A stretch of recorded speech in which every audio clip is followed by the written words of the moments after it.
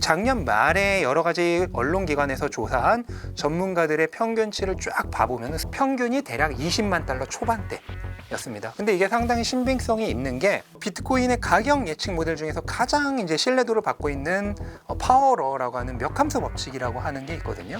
대략 올해 말 정도가 됐을 때 비트코인의 예상되는 가격이 20만 달러 초반대로 전문가들의 예측치랑 어느 정도 부합이 되는 면이 있습니다. 그래서 특별한 일이 없다면 20만 달러를 넘을 것이라고 생각을 하고, 거기서 만약에 트럼프가 비트코인 비축 법안에 관련된 심도 있는 얘기들이 나오기 시작하면은 그게 이제 호재로 작용하면서 가격을 더 밀어 올릴 수도 있겠죠. 저는 그래서 아마 올해 말 정도에 최소 20만 달러에서 많게는 30만 달러까지 충분히 바라볼 수 있지 않을까 예상을 하고 있습니다.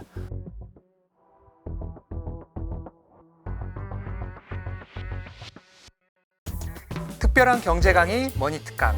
안녕하세요, 주식초등학교 여러분. 저는 오늘의 강의를 맡은 신민철이라고 합니다. 기존 매번 사이클들은 전반적으로 다 동일한 큰 패턴을 띠지만 작은 패턴은 매번 달라집니다. 그래서 아마 요즘 뭐 과거와 다르다고 하는 게 무슨 의미로 다르다고 하는 건지 모르겠는데, 만약에 과거보다 부족하다고 느낀다면은 그거는 아마 지난 사이클을 경험하신 분들의 얘기일 거예요. 지난 사이클 같은 경우에는 팬데믹으로 인해서 유동성이 급증했기 때문에 주식시장과 암호화폐 시장이 모두 엄청난 급등을 겪었습니다. 하지만 그 급등의 결과 어떻게 됐냐면은 가격이 현물에 의해서 차곡차곡 탄탄하게 올라간 게 아니라 유동성 급증에 따른 레버리지, 그러니까 대출에 의해서, 대출 수요에 의해서 어마어마하게 빠르게 폭증을 했기 때문에 그만큼 후반부에 가격이 무너지는 것도 순식간이었어요. 그거에 비하면은 이번 사이클은 개인보다는 기관, 현물 ETF를 통해서, 그리고 레버리지보다는 현금에 의해서 차곡차곡 튼실하게 가격이 올라가고 있기 때문에 계단식으로 한 발 한 발 밟아가면서 올라간다고 볼 수 있죠. 그렇게 되면 지난 사이클처럼 엄청난 폭증은 없지만 결과적으로는 훨씬 더 길게, 그 다음에 더 많이 가격이 상승할 수 있는 그런 펀더멘털적 환경을 갖춰가고 있다라고 보여지고 있습니다. 네. 비트코인은 기본적으로 뭐 주식처럼 현금 흐름이라든지 다른 그런 가치 측정의 방법이 없어요.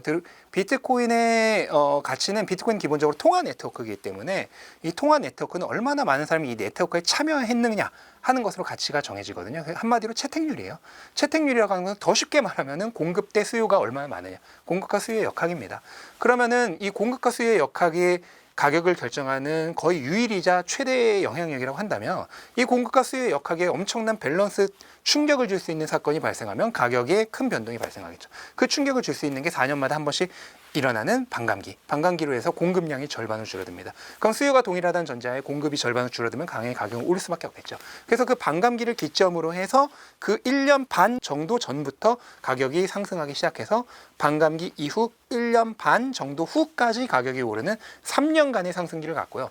이 3년간의 상승기를 갖는 동안 가격이 거품이 껴서 오르게 됩니다. 그럼 거품은 언젠가는 해소가 되겠죠. 그 거품이 해소될 때는 당연히 정상적인 수준보다도 더 많이 가격이 하락하게 됩니다. 왜냐하면 거품이 껴 있으니까. 그러면서 1년간의 큰 하락을 겪게 되는 이 3년 상승, 1년 하락의 사이클이 발생하게 되는 거죠.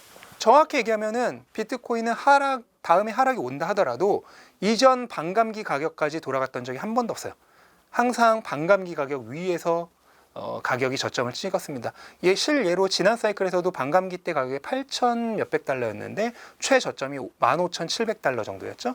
그 다음에 이번 같은 경우에는 반감기 때 가격이 64,000달러입니다. 그 얘기는 다음에 가격이 하락한다고 하더라도 64,000달러까지는 가지 않을 확률이 높다라고 보는 거죠. 그거는 정확한 가격을 사실 추측하기는 어려워요. 네. 다만 그나마 이제 조금 더 신빙성 있게 볼 수 있는 지표들이 몇 개 있는데, 우선 첫 번째로는 전문가들의 평균적인 예측치라고 할 수 있겠죠. 작년 말에 여러 가지 언론기관에서 조사한 전문가들의 평균치를 쫙 봐보면, 수십 명들의 평균 예측 가격을 봐보면 평균이 대략 20만 달러 초반대 였습니다. 근데 이게 상당히 신빙성이 있는 게 비트코인의 가격 예측 모델 중에서 가장 이제 신뢰도를 받고 있는 파워러라고 하는 몇 함수 법칙이라고 하는 게 있거든요.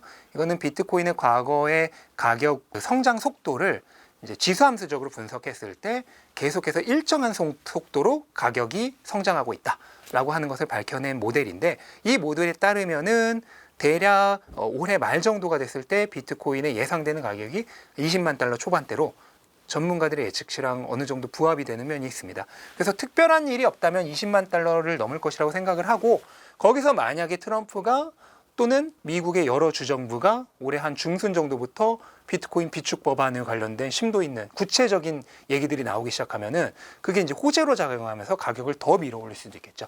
저는 그래서 아마 올해 말 정도에 최소 20만 달러에서 많게는 30만 달러까지 충분히 바라볼 수 있지 않을까 예상을 하고 있습니다. 네, 상승 3년 차입니다. 그래서 마지막 상승해라고 보면 돼요. 근데 비트코인은 원래 외부 요인의 영향을 많이 받는 자산이고요. 그럴 수밖에 없는 이유가 황금성이 너무 뛰어나기 때문이에요. 예를 들어서 주식 같은 경우에는 한밤중에 뭐가 일이 터졌다고 해도 못 팔죠. 그 다음 주말에 뭔 일이 터졌다고 해도 못 팔죠. 이번에 트럼프 관세 정책 때문에 월요일날 주식시장이 안 좋았지만 비트코인은 일요일부터 미리 안 좋았거든요. 그러니까 비트코인은 1년 365일 24시간 어디서든 거래가 가능하고, 특히 전 세계 모든 곳에서 거래가 가능하기 때문에 유동성이 항상 있어요. 그래서 황금성이 가장 뛰어나다는 특성으로 인해서 어떤 거시 경제적 이벤트가 발생하면 그거에 제일 먼저 반응하는 특징을 가지고 있습니다. 저는 우선 일단은 입문을 했던 거는 2019년 정도부터고요. 그러니까 지난 사이클부터. 그 다음에 이제 본격적으로 투자한 거는 2020년, 2021년으로 들어가면서죠. 네. 저는 이제 그 당시만 하더라도 비트코인을 사이클적인 관점보다는 장기 투자적인 관점으로 바라보고 있었어요.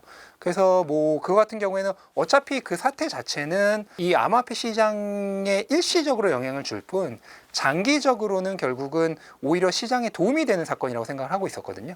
왜냐면 어떻게 보면은 종양 같은 게 제거되는 순간이었잖아요. 그래서 저는 장기적으로 좋게 봤기 때문에 당연히 그때는 이제 투자를 계속 유지를 했고, 다만 이제 사이클 전체를 지나고 나서 보니까 암호화폐 시장이라고 하는 것은 비트코인 반감기에 따라서 3년 상승 1년 하락의 뚜렷한 사이클을 가지고 있기 때문에 계속해서 장기 투자를 무조건 고집하는 것보다는 사이클 투자를 하는 것이 조금 더 유연한 방식이다라고 하는 것을 알게 되었죠. 이미 영향력이 나오고 있는데 암호화폐 업계를 감시하는 그 SEC 내의 부서가 이미 굉장히 축소되고 있다고 해요. 해당 관련 임원들이 다른 부서로 옮겨가고 있고, 그 자체는 이미 암호화폐 업계 규제를 완화하는 움직임이 벌써부터 나타나고 있다고 볼 수 있죠. 그리고 이제 지난 사이클 그다음 얼마 전까지도 특히나 게리 겐슬러 체제하에서 수많은 암호화폐 프로젝트들이 SEC로부터 고소를 당했어요. 뭐 대부분 이제 증권성 관련 시비 때문이죠. 특히나 고통을 받았던 게 리프, 그 다음에 솔라나, 그다음 바이낸스, 이런 데들이 고통을 받았었는데 이제 그런 것들이 모두 사라지고 반대로 뭐 리플과 솔라나의 ETF가 승인된다든지 하는 그런 기대감이 생기게 되는 거죠. 가장 확률 높은 거는 리플과 솔라나라고 보고 있습니다. 이거는 분명히 기조가 나오고 있는데 미국 계열 코인들이 더 혜택을 받을 가능성이 높아요. 예를 들어 바이낸스 같은 중국 계열보다. 뭐 소송도 승소할 가능성이 높은 데다가 SEC 자체가 더 이상 딴지를 안 걸 가능성이 높기 때문에 거기다 미국 계열 코인이고 정치적으로도 영향력을 발휘하고 있죠. 특히 트럼프 일가 쪽으로도 영향력을 발휘하고 있기 때문에 아마 리플은 기세가 좋지 않을까 쉽게 예상이 되죠. 네. 알트코인이 전반적으로 아직은 위축되어 있는 상태이긴 하지만은 알트코인 상승장이 온다면은 리플도 가장 활약하는 코인 중 하나가 될 가능성이 높겠죠. 네, 라이트코인도 미국 계열이라 볼 수 있기 때문에 그런 면에서는 전망이 좋지만은 라이트코인은 이제 이더리움과 같이 그 스마트 컨트랙을 위주로 하는 기술적인 코인이 아니라 비트코인에서 이제 하드포크된 구매력 저장 수단의 역할을 하는 코인이거든요. 근데 그런 쪽 코인은 이미 비트코인이라고 하는 확고한 그 브랜드가 있기 때문에 사실 기대치는 생각보다 높지는 않습니다. 다만 그렇다고 해서 뭐 가격이 안 오른다는 얘기는 아니고요. 당연히도 알트코인이 전반적으로 상승장에 오면은 라이트코인도 오를 확률이 높겠죠. 네, 리플 솔라나는 이제 막 전고점 수준에 있고요. 그 전고점에서 저항을 받고 또 가격이 내렸죠. 근데 반면 비트코인은 전고점보다 지금 한 40% 정도 위에 있는 상황이잖아요. 그런 거를 생각한다면은 여전히 알트코인들이 지금 비트코인 대비 퍼포먼스가 낮다라고 봐야죠.